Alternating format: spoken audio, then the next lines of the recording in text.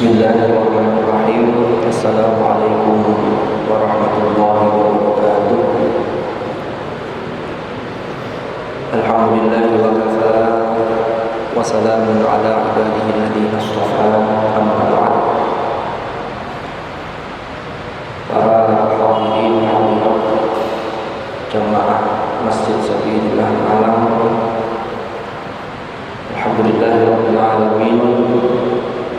Pada malam hari ini kita masih diberi kesempatan oleh Allah untuk melaksanakan amalan-amalan yang baik, termasuk diantaranya kita bersyukur bisa beriktikaf di masjid ini, dan tentunya sekaligus dengan niat untuk thawatul ilmi. Mudah-mudahan niat baik kita ini dijabah oleh Allah dan majelis ini ditakdir oleh Allah menjadi majelis ilmu yang nafi'an mubarakan fid dini wad dunya wal akhirah. Ala hadhihi niyyah wa ala kulli niyyatin shalihah wa ala ma na'lamu wa ala ma nawahu as-salafus salih. Thumma ila hadratin nabiyil Mustafa Muhammad sallallahu alaihi wasallam wa alihi wa sahbihi. وإلى سلسلة مشايخنا في تعليمنا وتعلمنا ونخص خصوصا إلى مؤلف هذا الكتاب النور المبين في محبة سيد المرسلين حضرة الشيخ سيد محمد هاشم الأشعري وأصولهم وفروعهم ونفعنا بهم وبعلومهم في الدارين آمين. الفاتحة.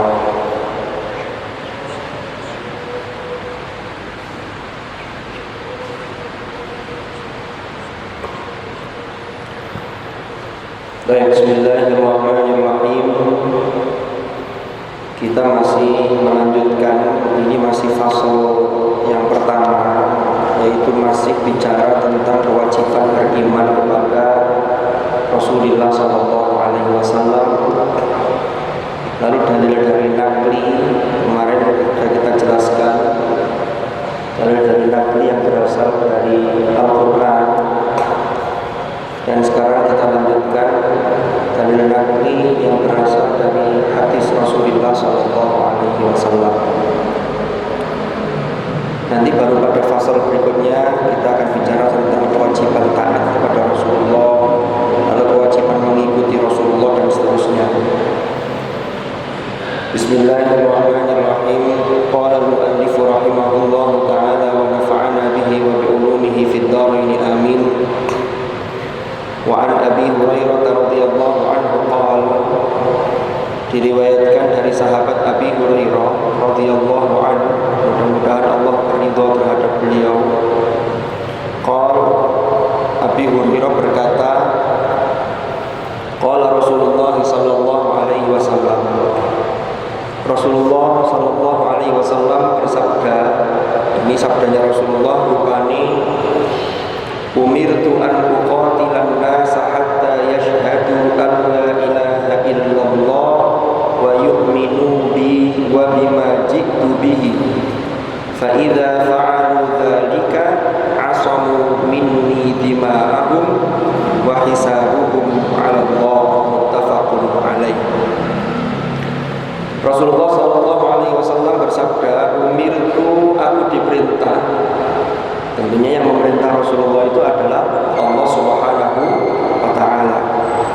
An uqatilan nasa, an uqatila, agar memerangi sapa saya, an nasa ing orang-orang.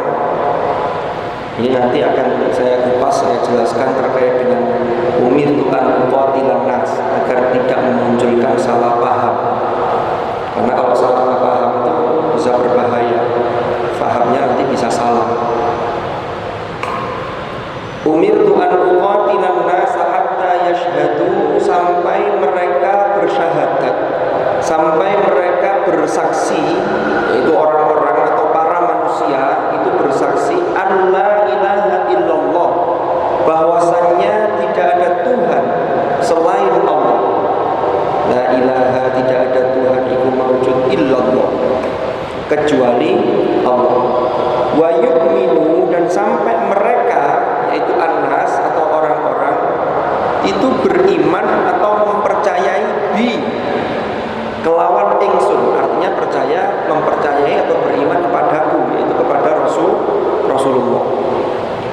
Wa bima ji'tu bihi, dan sampai mereka percaya atau beriman terhadap sesuatu yang aku datang dengan membawanya, bihi kelawan ma, yaitu apa yang disampaikan oleh Hadratul Rasul sallallahu alaihi wasallam.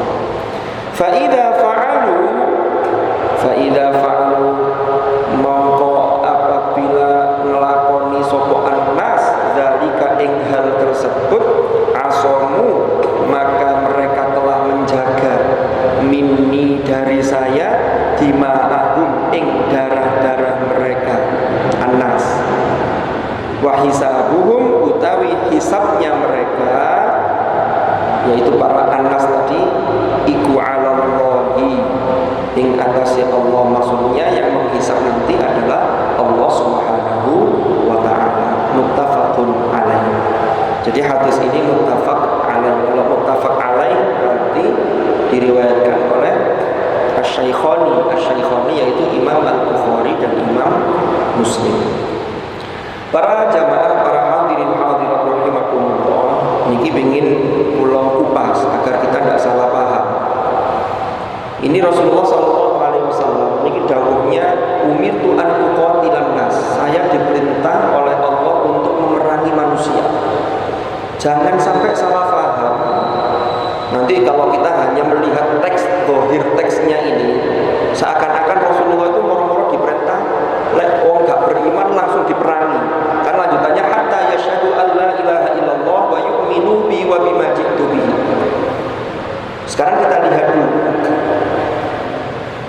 di dalam sejarah, atau kalau kita baca sirah nabawiyah, yaitu sejarah hidup Rasulullah sallallahu alaihi wasallam, tidak ada satu, apalagi ini juga kalau didasarkan kepada nas Al-Quran terkait dengan perintah berperang. Jadi Rasulullah itu tidak serta-merta memaksa langsung ngajak langsung diperangi, enggak. Ini ada proses dulu. Kalau kita baca sejarah ya Bapak-bapak, Ibu-ibu, Rasulullah sallallahu alaihi wasallam itu diutus di muka bumi ini itu dalam kurun waktu 22 tahun 2 bulan 22 hari. Ini turunnya proses turunnya wahyu ya kira-kira sekitar 23 tahun. Periode Mekah itu selama 13 tahun. Lalu periode Madinah itu selama sekitar 10 tahun. Ketika Rasulullah SAW ini masih berada di Makkah dan belum melaksanakan hijrah, yaitu selama 13 tahun.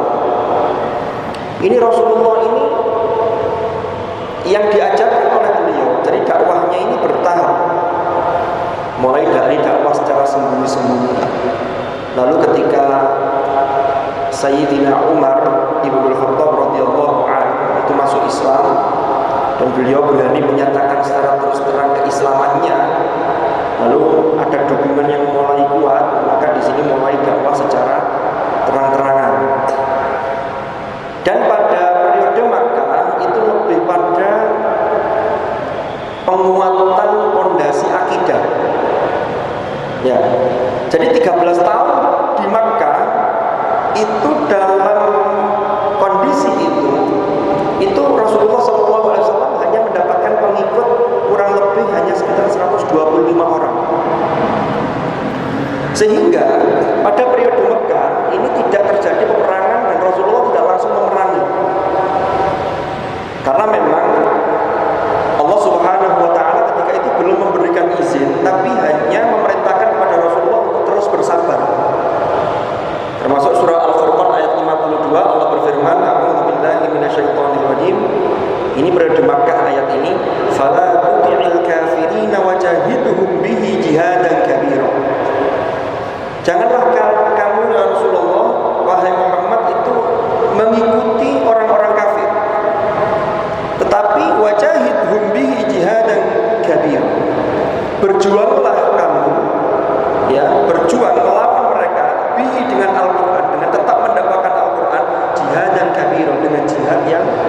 besar. Ketika periode Mekah itu bentuk jihadnya belum perang, tetapi bentuknya ketika itu adalah bagaimana Rasulullah itu ketika disakiti dan lain sebagainya itu justru sabarnya luar biasa.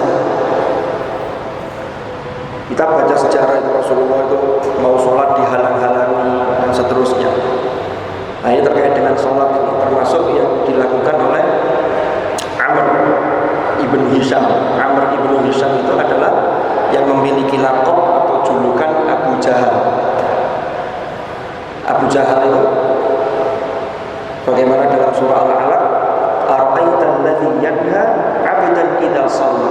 Alladzi yanha itu adalah Abu Jahal yang selalu menghalang-halangi Rasulullah ketika mau melaksanakan sholat. Jadi abdan idza shalla, abdan itu adalah hadratul Rasul sallallahu alaihi wasallam. Sehingga dari ayat ini kalau kita baca sejarah lagi, ini kadang-kadang banyak orang yang salah persepsi. Banyak di antara kita itu yang menduga ketika ditanya kapan perintah sholat diberikan oleh Allah, ketika peristiwa Al-Isra wal Mi'raj, maka perintah sholat itu diterima langsung oleh Rasulullah. Apakah jawaban ini salah? Ini perlu saya luruskan mungkin. Jadi ketika peristiwa Mi'raj, ketika Rasulullah menghadap Allah, itu adalah perintah sholat yang 5 waktu. Jadi sholat 5 waktu ya ketika peristiwa Isra Mi'raj, ketika Mi'raj. Tapi sebelum itu, karena kan peristiwa Isra Mi'raj itu kira-kira 3 tahun sebelum Rasulullah hijrah.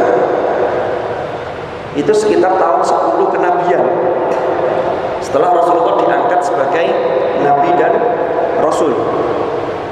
Nah, jadi setelah peristiwa Amul Huzn itu lalu kemudian ada peristiwa yang namanya Al-Isra wal Mi'raj. Tetapi 10 tahun sebelumnya, ketika Rasulullah diangkat sebagai Nabi dan Rasul, itu Rasul sudah sholat. Tapi sholatnya hanya 2 waktu, yaitu pagi dan petang.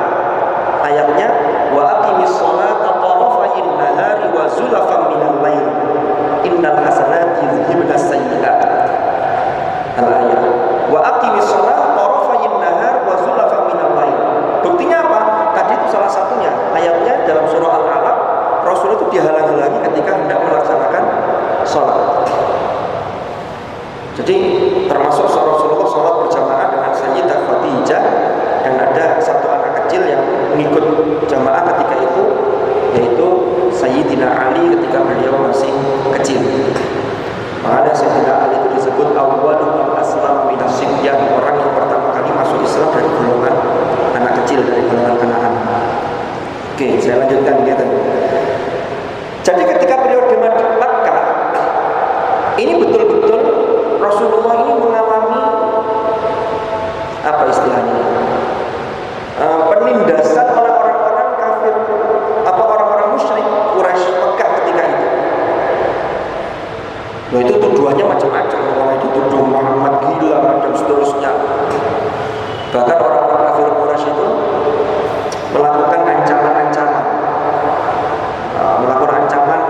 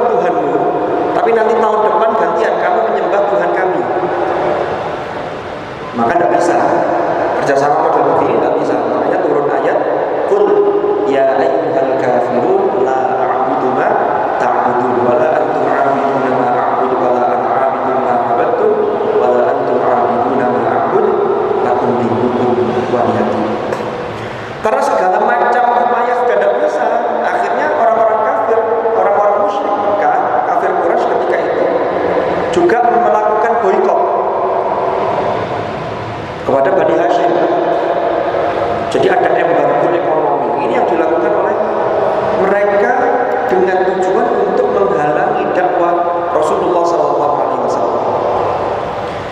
Nah, jadi pada periode Mekah ini tidak ada peperangan. Jadi Rasulullah bersabar sampai kemudian ada perintah Allah untuk melakukan hijrah. Jadi menyusun strategi untuk kemudian beliau melakukan hijrah. Jadi pada tahun ke-6 ke-7 kenabian, hijrah itu sudah dimulai para sahabat ketika hijrah ke Habasyah untuk meminta suaka atau perlindungan dari Raja Najasyi. Lalu kemudian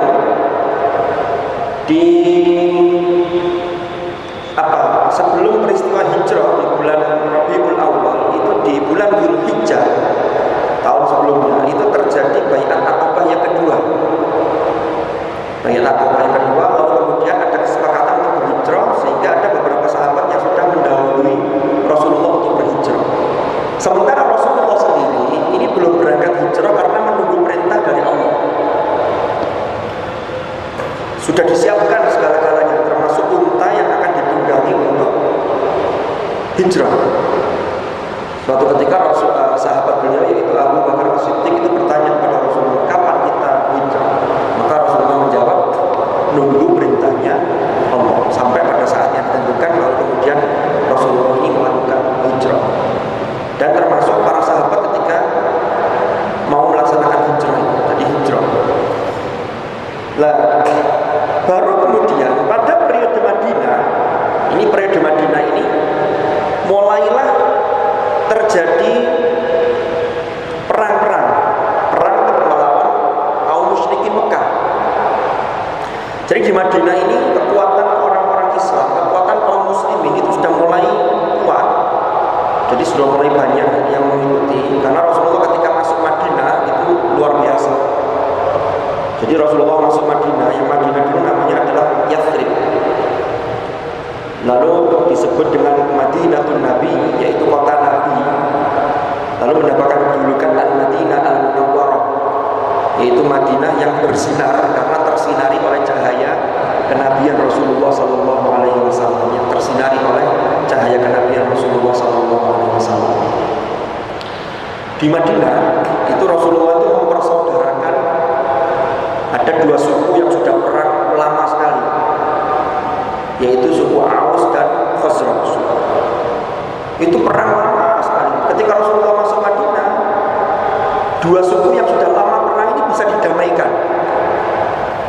Jadi luar biasa Rasulullah. Bahkan ada tokohnya Khazraj, kan tokoh sesepuh ini banyaknya meninggal karena perang, tapi ada satu tokoh yang luar biasa masih hidup. Dia berharap ketika di Madinah, karena dia yang senior, dia berharap untuk dijadikan pemimpin, tapi ternyata yang jadi pemimpin adalah Rasulullah. Maka dia kemudian pura-pura beriman. Tokoh itu namanya Abdullah bin Ubay bin Salul. Itulah tokohnya kaum munafik. Jadi kemunafikan itu mulai berasal ketika periode Madinah, ketika Islam itu sudah mulai mapan. Lalu Rasulullah ini juga berhasil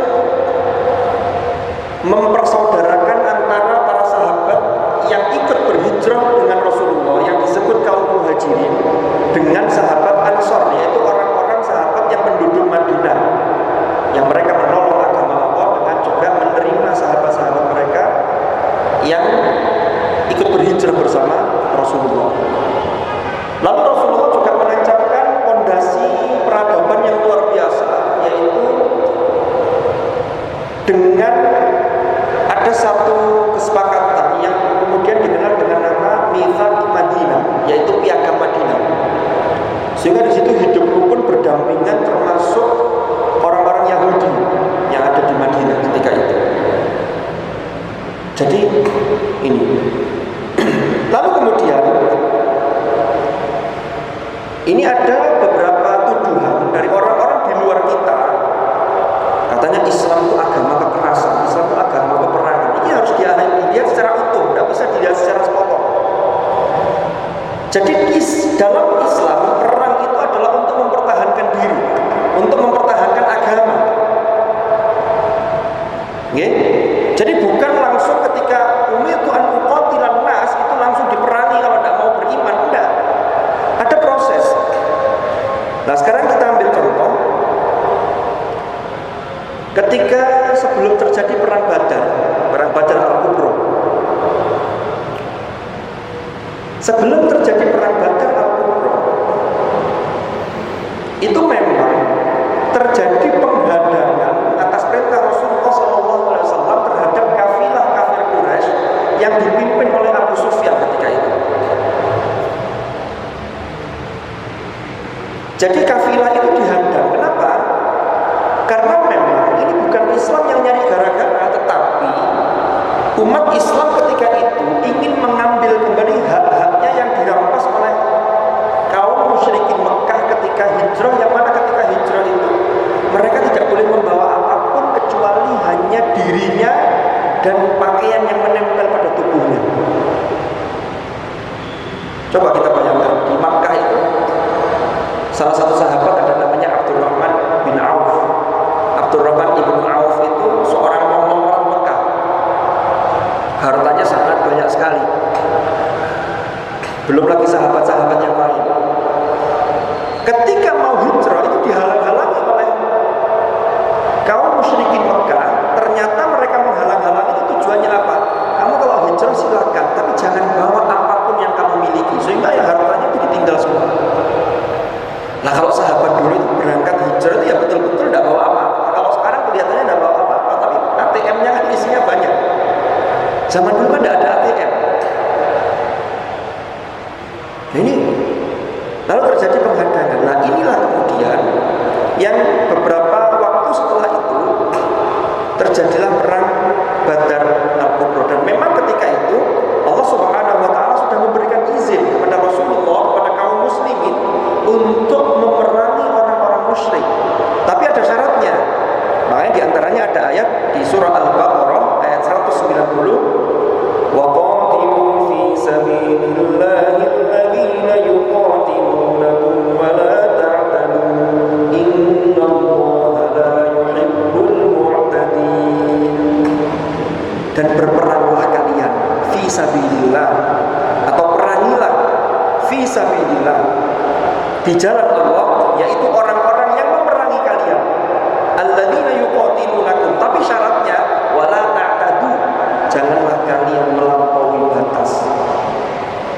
Jadi perang itu tidak boleh melampaui batas. Di sini kemudian para ulama menggariskan setidaknya peperangan itu harus ada poin-poin yang tidak boleh dilanggar. Yang pertama, perang itu harus karena lillah, bukan untuk ambisi pribadi, bukan untuk berniat mencari materi, mencari harta rampasan perang, tidak boleh. Jadi perangnya harus lillah, li'ila'i kalimatillah. Itu untuk mempertahankan agama Allah. Lalu yang kedua, hanya memerangi lawan yang melakukan agresi, yang melakukan penyerangan.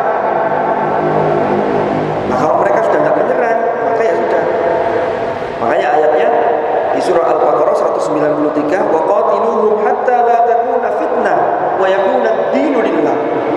Jadi perangilah mereka hatta la takuna fitnah, sampai tidak ada penganiayaan, wa yakuna ad-dinu lillah, dan kemurnian agama itu hanya untuk Allah. Lalu yang ketiga, tidak boleh melampaui batas kewajaran. Jadi tidak boleh melampaui batas kewajaran. Lalu ada ayat lagi di surah Al-Hajj ayat 39, Allah berfirman, "Udzina lil ladzina yuqataluna bi annahum zulimu."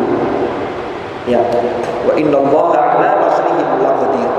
Udzina lil ladzina, diizinkan bagi orang-orang, udzina lil ladzina yuqatilun, ya, untuk mereka ini berperang bi annahum, bahwasanya mereka ini dizalimi.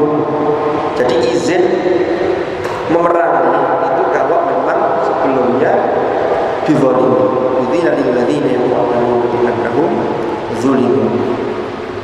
Jadi ini yang harus kita pahami terkait dengan umirtu an uqatilan nas hatta yashhadu an la ilaha illallah wa yu'minu bi wa bima ji'tu bihi. Makanya Islam itu sesungguhnya adalah agama damai. Jadi kita tawarkan dengan baik, dengan rahmat. Ini banyak sekali ayat-ayat yang bicara tentang itu. Fabima rahmatin minallahi linta lahum walau kunta faddan ghalidhal qalb lam faddu min hawlik fa'fu anhum wastaghfir lahum wa syawirhum fil amr. Al-ayat. Jadi memang mengajak itu harus dengan cara yang damai. Makanya Rasulullah SAW itu juga mengirim semacam surat diplomasi ke beberapa pemimpin ketika itu, diantaranya kepada siapa? Heraklius, lalu kepada Najasyi, lalu kepada Kisra Persia. Yang kepada Kisra Persia itu yang kemudian suratnya Rasulullah disobek-sobek itu, lalu Rasulullah menyatakan mazzaqallahu mulka. Mudah-mudahan Allah juga merobek-robek kekuasaannya. Lalu ada juga raja di Mesir, Muqawqis, itu yang diberi surat, tanggapannya baik. Lalu kemudian utusan yang membawa surat itu diberi hadiah untuk dititipkan kepada Rasulullah dan seterusnya. Ini cara-cara diplomasi yang dilakukan oleh Rasulullah SAW. Dan di surat itu ada ungkapan yang itu ada di dalam ayat Al-Quran di surah Thaha, wassalamu ala man ittaba'al huda. Jadi keselamatan atas orang yang mengikuti petunjuk. Wassalamu ala man ittaba'al huda. Jadi luar biasa dakwahnya Rasulullah SAW. Jadi kalau sekarang, jadi memang kita ini harus paham mana ayat-ayat yang konteksnya adalah kondisi perang, sehingga ayat-ayat itu adalah ayat perang. Mana yang kondisinya ketika kondisi damai. Ini jangan dicampur-campur. Kondisi damai dipakai ayat perang, ini bahaya. Ya, kondisi perang dipakai ayat damai, ini juga tidak pas. Makanya harus pas dalam konteks, terkait kontekstualisasinya. Karena kalau dilepaskan dari konteks damai, ayatnya kok bicara tentang perang, kalau dilakukan ini akan berakibat yang fatal. Jadi kita harus belajar dari sejarah bagaimana Rasulullah SAW menjalankan misi dakwahnya, sehingga yang terjadi adalah kesuksesan yang luar biasa. Bahkan kita tahu Fathu Makkah itu terjadi pada bulan Ramadan tahun 8 Hijriah. Fathu Makkah itu adalah terbukanya kota Makkah yang sebelumnya adalah tertutup bagi kaum muslimin karena dikuasai oleh orang-orang kafir Quraisy. Ketika itu tahun 6 Hijriah, Rasulullah dengan kaum musyrikin Mekah, kaum Quraisy itu membuat satu perjanjian damai gencatan senjata yang tempatnya di daerah Hudaybiyah. Makanya dikenal dengan perjanjian Hudaybiyah. Klausul di perjanjian itu berlaku selama 10 tahun ke depan. Di dalam poin-poin perjanjiannya itu diantaranya ada suku-suku di Arab, termasuk Bani. Jadi kalau Bani itu biasanya lingkupnya lebih kecil di bawah kabilah atau suku. Contohnya seperti suku Quraisy, itu cakupannya besar. Nanti di dalamnya ada Bani Abdul Muthalib, ada Bani apa gitu. Ya, sama-sama suku Quraisy. Jadi suku-suku di Arab atau Bani itu boleh bergabung, boleh bergabung dengan kerjasama damai dengan salah satu dari kedua belah pihak. Boleh gabung ke kaum musyrikin Quraisy, boleh juga gabung kepada Rasulullah.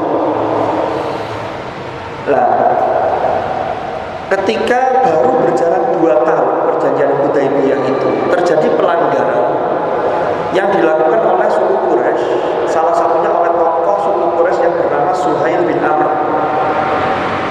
Apa pelanggarannya? Suhail bin Amr itu ikut membantu Bani Bakr. Jadi Bani Bakr itu terafiliasi bergabung kepada suku Quraisy.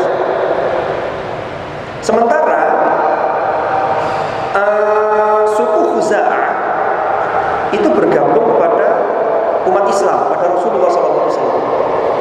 Tiba-tiba Bani Bakr ini melakukan penyerangan terhadap suku Khuza'ah sehingga terjadi kematian 20 orang. Ini berarti pelanggaran terhadap perjanjian Hudaybiyah. Nah, setelah ini terjadi, para tokoh-tokoh Quraisy ini bingung. Bingungnya kenapa? Waduh, ini kok terjadi pelanggaran. Ini kalau gini yang terjadi, karena kekuatan umat Islam sudah mulai dipandang ini, karena sudah mulai banyak pengikutnya. Akhirnya Abu Sufyan melakukan diplomasi, dia datang ke Madinah maunya untuk menemui baginda Rasulullah SAW lewat putrinya, lalu lewat putrinya Abu Sufyan yang sudah masuk Islam duluan, yang menjadi istri Rasulullah SAW, tapi tidak berhasil. Lalu lewat Abu Bakar tidak berhasil, lalu lewat Sayyidina Ali tidak berhasil juga. Singkat cerita, Rasulullah ini ada dari Bani Khuza'ah tadi yang melaporkan peristiwa ini kepada Rasulullah. Setelah diselidiki bahwa ini kejadiannya benar, maka Rasulullah mengultimatum kaum musyrikin Mekah, paling tidak ada pilihan 3 hal. Yang pertama, mereka harus membayar ganti rugi atau diat ya, atas kematian yang dialami oleh Khuza'ah. Lalu yang kedua, mereka harus membatalkan perjanjian perdamaian ini, ya, dengan Bani Bakar. Lalu yang ketiga, kalau ini tidak dilakukan, maka yang ketiga ini harus siap dengan pertempuran. Karena Rasulullah SAW itu tidak melanggar janji, karena yang melanggar perjanjian ini mereka duluan. Karena di dalam Islam itu ajarannya adalah tidak boleh melanggar janji. Kalaupun ada perjanjian kesepakatan damai dengan musuh, lalu kemudian terjadi pelanggaran, maka di situ berarti perjanjian damainya batal. Maka di surah Al-Anfal itu Allah berfirman, wa imma takhafanna min qaumin khiyanatan fambit ilaihim ala sawa innallaha la yuhibbul kha'inin. Jadi memang harus dibatalkan dulu perjanjian damai. Nah, setelah itu yang terjadi apa?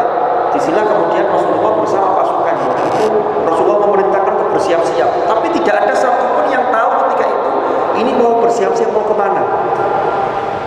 Hingga akhirnya pada saat yang ditentukan ternyata Rasulullah ini bertolak menuju Makkah. Ya. Nah, ketika Fathu Makkah itu adalah peristiwa terbukanya kota Makkah yang tidak menimbulkan korban sama sekali. Ini luar biasa. Bahkan orang-orang yang dulu menyiksa orang-orang Islam, menyakiti Rasulullah, ketika Fathu Makkah itu mereka datang tunduk di hadapan Rasulullah, lalu mereka mengatakan, kami dulu menyakiti orang-orang Islam, kami dulu menyakiti engkau wahai Rasulullah, maka sekarang balaslah kami. Ternyata Rasulullah tidak menuntut balas, tapi justru apa yang dilakukan Rasulullah, antum tulaqa, kalian adalah orang-orang yang merdeka, jadi dimerdekakan. Lalu kemudian pada masuk Islam, karena memang sesuai dengan janji Allah dalam surah Al-Fath, inna fatahna laka fatham mubina. Jadi terjadi Fathu Makkah pada tahun 8 Hijriah di bulan Ramadan. Jadi sampai Fathu Makkah pun itu karena saking Islam ini saking damainya, maka yang dulu menyakiti, yang dulu pernah bahkan yang ada yang pernah membunuh, contohnya adalah Hindu, lalu kemudian Wahsy, budaknya Hindu itu yang pernah membunuh Sayyidina Hamzah ketika perang Uhud itu, lalu kemudian diambil jantungnya diberikan kepada Hindu karena dia pengennya merdeka, lalu kemudian dimakan sama jantungnya. Itu ketika peristiwa setelah Fathu Makkah mereka masuk Islam, mereka semua diampuni, jadi dimaafkan. Tetapi oleh Rasulullah, Wahsy ini memang dimaafkan, tapi Rasulullah berpesan, jangan, kalau bahasa sekarang itu jangan ojo ngetok nang aku gitu. Karena Rasulullah tidak ingin ingatan lagi tentang Sayyidina Hamzah yang terbunuh di perang Uhud. Betapa sedihnya Rasulullah SAW. Saking sedihnya Rasulullah itu ketika terjadi pembunuhan terhadap Hamzah bin Abdul Muttalib, itu Rasulullah itu sampai secara manusiawi itu merasa saya akan membalas begitu. Sampai terbesit begitu dalam diri Rasulullah. Ini manusiawi. Saya akan membalas dengan balasan lebih. Itulah kemudian turun di akhir juz berapa? 14 itu di surat An-Nahl Allah berfirman, "Wa in 'aqabtum fa'aqibu bimithli ma 'uqibtum bih wa la in sabartum lahu wa khairul lis-sabirin." Wa in 'aqabtum, kalau kalian mau membalas, fa'aqibu, maka balaslah bimithli ma 'uqibtum bih, sebagaimana atau sepadan sebagaimana kalian ketika mendapatkan siksa. Wala in sabartum, tapi jika kalian sabar, lahu khairul lis-sabirin. Jadi itu yang terjadi begitu. Para hadirin dan hadirat rahimakumullah. Jadi memang luar biasa apa yang dilakukan oleh Rasulullah. Ini akhlak-akhlak yang harus kita teladani dari pribadi beliau. Karena Allah jelas menegaskan, wa innaka la'ala khuluqin 'azim. Wa innaka la'ala khuluqin 'azim dalam surah Al-Qalam ayat 4. Belum lagi kalau kita lihat jadi setelah itu, karena keagungan budi pekerti Rasulullah, itu Jazirah Arab itu berbondong-bondong masuk Islam. Hingga ketika Rasulullah melakukan haji wada di tahun 10 Hijriah, itu Rasulullah melakukan haji wada. Lalu ketika beliau di Mina, itu turun surah An-Nasr. Idza jaa nasrullahi wal fath. Apabila telah datang pertolongan Allah dan kemenangan. Fath itu bisa kemenangan, bisa fathu Makkah. Wa ra'aitan nasa yadkhuluna fi dinillahi afwaja. Dan kau melihat orang-orang yang dulu masuk Islam itu sembunyi-sembunyi dan satu. Sekarang itu rombongan-rombongan, satu kabilah langsung datang kepada Rasulullah menyatakan keislamannya. Datang kepada Rasulullah menyatakan keislamannya. Ini afwaja, rombongan-rombongan.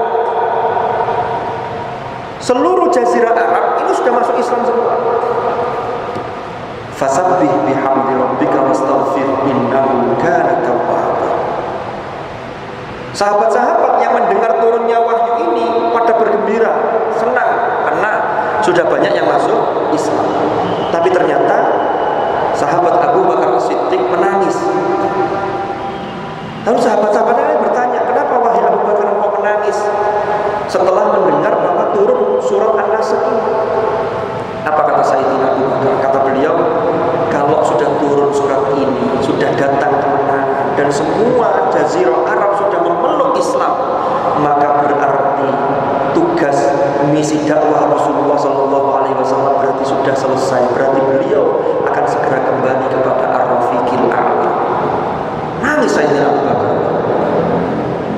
Ya, akhirnya karena mendengar itu, ini asalnya sahabat-sahabat lain banyak yang tidak kepikiran. Aduh iya ya, kalau Rasulullah sudah selesai dakwanya berarti Rasulullah akan segera wafat. Yang lain akhirnya juga ikut terenyuh, ikut nangis. Betapa beratnya mereka akan berpisah dengan seseorang yang sangat mereka kasihi, yang sangat mereka idolakan luar biasa, yaitu Rasulullah SAW.